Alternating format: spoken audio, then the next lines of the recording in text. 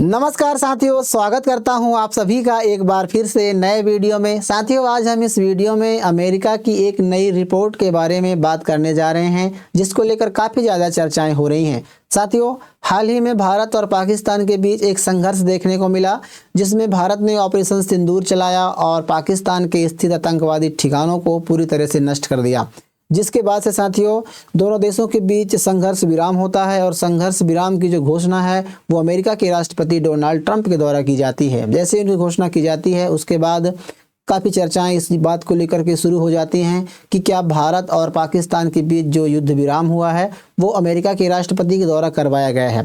हालांकि भारत इसको पूरे सिरे से खारिज कर देता है और भारत का कहना ये है कि इस सीज फायर में, दोनों देशों के बीच जो सीज युद्ध विराम हुआ है, इसमें किसी भी तीसरे देश की मध्यस्थता स्वीकार नहीं की गई है। लेकिन पाकिस्तान इस बात से सहमत हो जाता है और डोनाल्ड ट्रंप को पीस प्रेसिडेंट के नाम से पुकारने लगता है। इसके अलावा नोबेल पुरस्कार की, शांति का जो नोबेल पुरस्कार है 2025 में उसकी घोषणा की जानी थी, उसके लिए जो उम्मीदवारी उन्होंने पेश की थी उसका वो समर्थन भी कर देता है। यानी कि पाकिस्तान पूरी तरह से मानता है कि भारत और पाकिस्तान के बीच जो सीज फायर हुआ उसको डोनाल्ड ट्रंप ने करवाया है। हालांकि तब उस समय खुलकर के बातें निकल के नहीं आई थी, लेकिन अभी एक रिपोर्ट जारी की गई है अमेरिका के द्वारा, जिसमें कहा गया है कि पाकिस्तान ऑपरेशन सिंदूर के दौरान इतना ज़्यादा डर गया था कि किस प्रकार से उन्होंने डोनाल्ड ट्रंप से तत्काल में मीटिंग करने के लिए, तत्काल में बैठक करने के लिए 45 करोड़ रुपए खर्च कर दिए। और इसके अलावा वहाँ के अधिकारियों से, चाहे वो विदेश मंत्री हों या फिर इसके अलावा वाइस प्रेसिडेंट हों, डोनाल्ड ट्रंप हों, उनसे मिलने के लिए उन्होंने लगभग 60 बार से भी ज़्यादा संपर्क स्थापित करने का प्रयास किया था। हालांकि भारत के भी संपर्क स्थापित किए जाने की बात निकल कर आ रही है।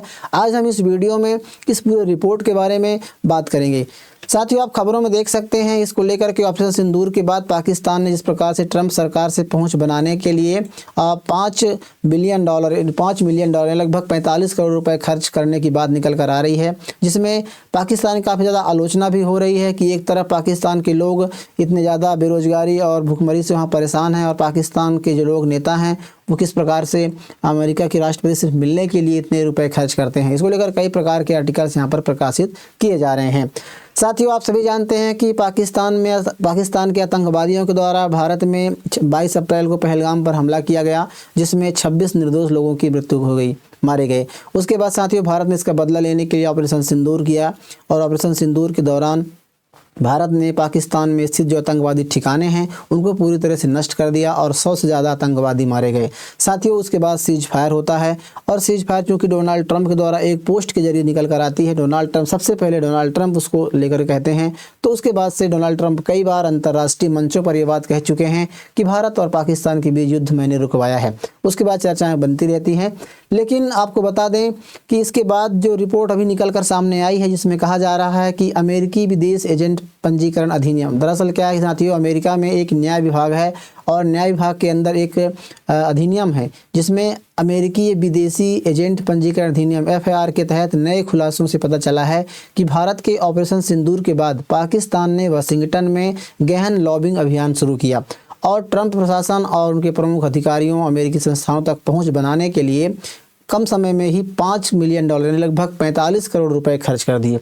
दरअसल क्या है साथियों, जो गहन लॉबिंग शब्द है इसके बारे में बात करें। गहन लॉबिंग अभियान ये इस प्रकार की प्रक्रिया होती है जैसे अमेरिका में किसी भी बड़े पदों पर बैठे लोग हों, चाहे वो उपराष्ट्रपति हों, विदेश मंत्री हों, न्याय विभाग के अधिकारी हों, रक्षा विभाग के अधिकारी हों, उनसे आप किसी भी देश के प्रतिनिधि को बात करने के लिए, चाहे ईमेल से बात करना हो, फ़ोन कॉल से बात करना हो या मीटिंग अटेंड करना हो, उनके लिए कंसल्टेंसी की आवश्यकता होती है। मतलब आपको किसी तीसरे व्यक्ति से संपर्क करना पड़ेगा। तो वहाँ पर क्या होती है, कई सारी कंसल्टेंसी एजेंसियाँ होती हैं जो इनसे सीधे आपको संपर्क स्थापित करवाती हैं। उनके लिए क्या है कि उनसे आपको कांटेक्ट करना पड़ता है, उन्हीं के द्वारा यहाँ पर रिपोर्ट जारी की गई है।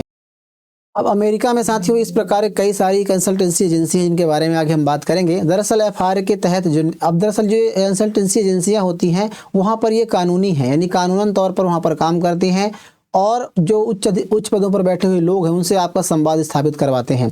उसमें क्या है कि इसमें बात जो खबर निकल कर आ रही है, दस्तावेजों से पता चल रहा है खबरों में कि पाकिस्तानी राजनयिकों ने ईमेल, फ़ोन कॉल, 1-to-1 बैठक के जरिए, मतलब इस प्रकार के संबंध स्थापित करने के लिए अप्रैल से लेकर 4 दिन की जो ऑपरेशन सिंदूर चला मई में, वहाँ तक कई प्रकार के उन्होंने बैठकें जारी रखी थी।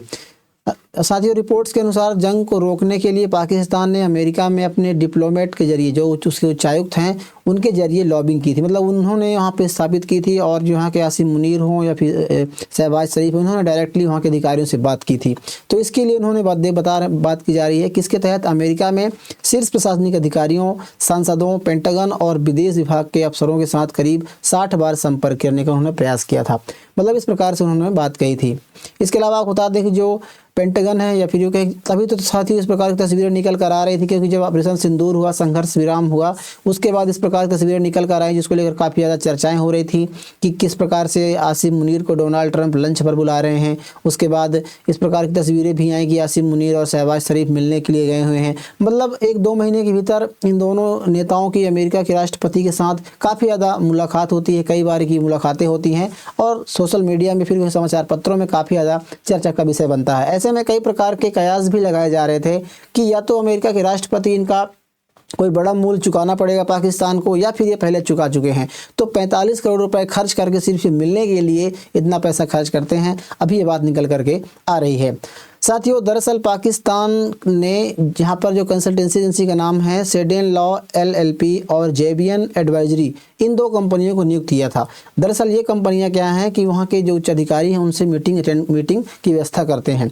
FRA के यानी कि फॉरेन एजेंट रजिस्ट्रेशन एक्ट के जो खुलासों में बताया गया है कि जेबियन एडवाइजर्स के प्रमुखों में जॉर्ज सेरियल और कीथ सिलर शामिल हैं। दरअसल 2 व्यक्तियों के नाम है जॉर्ज सेरियल और कीथ सिलर, जिनका अमेरिकी राष्ट्रपति डोनाल्ड ट्रंप से पहले इनका संबंध रहा है डोनाल्ड ट्रंप से। मतलब ये डोनाल्ड ट्रंप सीधे बात करने के लिए आपको इस प्रकार की कंपनियों को हायर करना पड़ेगा। दस्तावेजों से पता भी चला कि पाकिस्तानी राजनयिकों और पैरवीकर्ताओं ने अमेरिकी कांग्रेस के सदस्यों और उनके चीफ ऑफ स्टाफ पेंटागन एक रक्षा विभाग, युद्ध विभाग जिसे वर्तमान में इसका नाम हो गया है, तो वहाँ से जानकारी, इसके अलावा विदेश विभाग और व्हाइट हाउस के अधिकारियों से संपर्क किया या उनसे मुलाकात की। खुलासों में वॉल स्ट्रीट जर्नल और न्यूयॉर्क टाइम्स सहित कई प्रमुख मीडिया संगठनों को भी संपर्क करने का जिक्र किया गया है। मतलब जो रिपोर्ट निकल कर इसमें आ रही है, बताया जा रहा है कि पेंटागन के अधिकारी हों, विदेश विभाग के अधिकारी हों, व्हाइट हाउस के अधिकारी हों, उनसे संपर्क करने का प्रयास किया गया। इसके अलावा खुलासों में भी निकल कर आ रही है कि जो वहाँ के प्रमुख समाचार पत्र हैं, जैसे न्यूयॉर्क टाइम्स है, वॉल स्ट्रीट जर्नल है, यहाँ से भी इन संगठनों को भी मतलब संपर्क करने का प्रयास किया, जिसमें समाचार पत्रों में पाकिस्तान की जो छवि है उसको अच्छे से प्रकाशित कर सकें, और उनको करने का वो प्रयास किया गया। साथियों, तभी तो वहाँ के कई अधिकारियों से बातचीत हुई, चाहे वो JD वेंस हों, इसके अलावा मार्को रूबियो हों, डोनाल्ड ट्रंप हों, उनकी इस प्रकार की यहाँ से बैठकें अरेंज की गई। साथियों, सेडेन लॉ और जेबियन एडवाइज़र के अलावा सिडनी लॉ LLP ने भारत पाकिस्तान के दौरान अमेरिका आर्थिक संबंधों से जुड़े कार्यों का भी खुलासा उन्होंने किया है, जिसमें कहा है कि टीम ईगल कंसल्टेंसी LLC और इस्लामाबाद से जुड़ी नीतिगत संस्थाओं ने भी पाकिस्तान के लिए इसमें बातचीत करी है।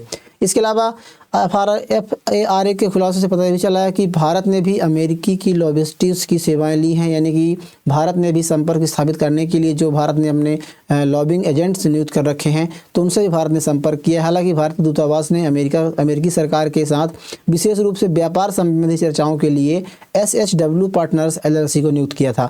मतलब SHW जो पार्टनर्स LLC है, ये एक प्रकार की कंसल्टेंसी एजेंसी है जिसको भारत ने बहुत लंबे समय से हायर कर रखा है। और यदि अमेरिका में किसी भी बड़े पदों पर बैठे हुए व्यक्तियों से यदि फ़ोन कॉल पर बात करना हो, ईमेल पर, वीडियो कॉल पर, या फिर किसी प्रकार की अन्य बैठकों आयोजित करना हो, तो उसके लिए ये इनको हायर करती हैं और यहाँ से तय करती हैं। तो भारत के भी बात निकल कर आ रही, भारत ने भी संपर्क किया था।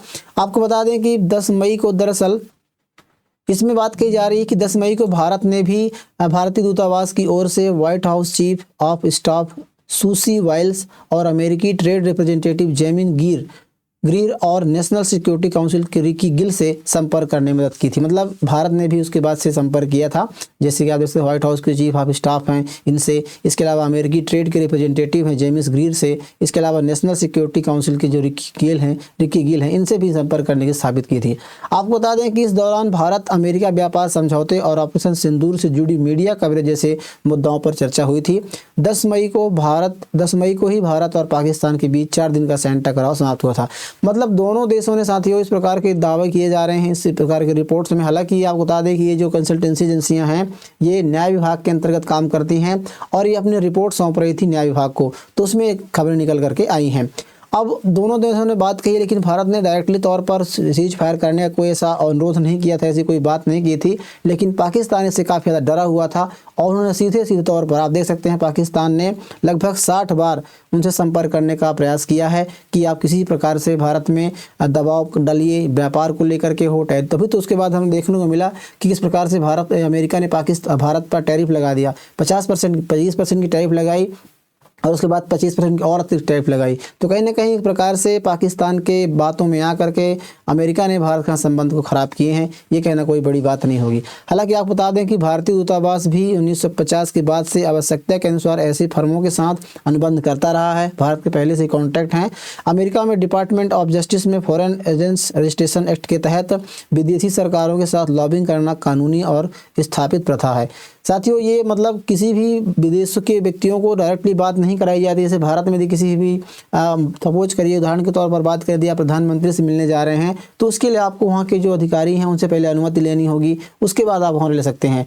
और जो ये एजेंट होते हैं पाकिस्तान में, ये लीगल काम करते हैं, कानूनी तौर पर काम करते हैं और उसमें बड़े बड़े रिटायर्ड पर्सन होते हैं, बड़े बड़े लोग होते हैं जो रिटायर्ड होते हैं, जो सेवा में नहीं होते हैं। वो एक प्रकार के सरकार को सलाह देते हैं कि आप इस प्रकार से इनसे बात करिए, या फिर इनकी तरफ से ये बयान आया है, इस पर आपका क्या कहना है, आप इस पर क्या कह सकते हैं। तो इस प्रकार की एडवाइजरी देते हैं। भारत में भी ऐसा होता है, बहुत सारे एक्सपर्ट होते हैं जो रक्षा विभाग के पूर्व अधिकारी होते हैं या कि फिर इकोनॉमिक्स होते हैं, बड़े बड़े पुराने बड़े मतलब जो रिटायर्ड इकोनॉमिक अधिकारी होते हैं, वो भी इस प्रकार के भारत में लेख छपते हैं, बयान आते हैं। तो ये भारत में स्वतंत्र तरीके से होता है, लेकिन अमेरिका में पूरी तरह से कानूनी होता है, तो इसीलिए लीगल भी है। साथियों आप सभी जानते हैं इसको लेकर के पाकिस्तान का ज़्यादा आलोचना भी हो रही है कि ऑपरेशन सिंदूर के दौरान भारत ने किस प्रकार से सिंधु जल समझौते को रद्द किया और उसके बाद पाकिस्तान की जो अर्थव्यवस्था है पूरी तरह से डगमगा गई है। बेरोजगारी और कर्ज वहाँ पर लगातार बढ़ता जा रहा है। इसके अलावा वहाँ के जो नेता हैं तो किस प्रकार से वहाँ के अमेरिका के राष्ट्रपति सिर्फ मिलने के लिए, अपनी बातों कहने के लिए इतने पैसे खर्च कर देते हैं। तो इसको लेकर काफ़ी ज़्यादा आलोचना भी पाकिस्तान की हो रही है। साथियों अभी हाल ही में चाइना ने भी एक दावा किया था कि भारत और पाकिस्तान के बीच जो ऑपरेशन सिंदूर के दौरान संघर्ष विराम हुआ है उसे चाइना ने भी मध्यस्थता निभाई है। इसको लेकर के भारत ने पूरी तरह से खारिज कर दिया है। हालांकि इसका कोई औचित्य नहीं है, फिर भी अभी आप इसके बारे में क्या सोचते हैं साथियों? खबर आपके लिए क्या मायने रखती है, किस प्रकार से आपका इसमें रिएक्शन है, आप इसके बारे में हमें कमेंट बॉक्स में बताइए। वीडियो यदि आपको अच्छी लगी है तो वीडियो को लाइक ज़रूर कीजिएगा, चैनल को ज़रूर सब्सक्राइब कर लीजिए। मिलते हैं किसी ऐसे नए वीडियो के साथ, तब तक के लिए नमस्कार।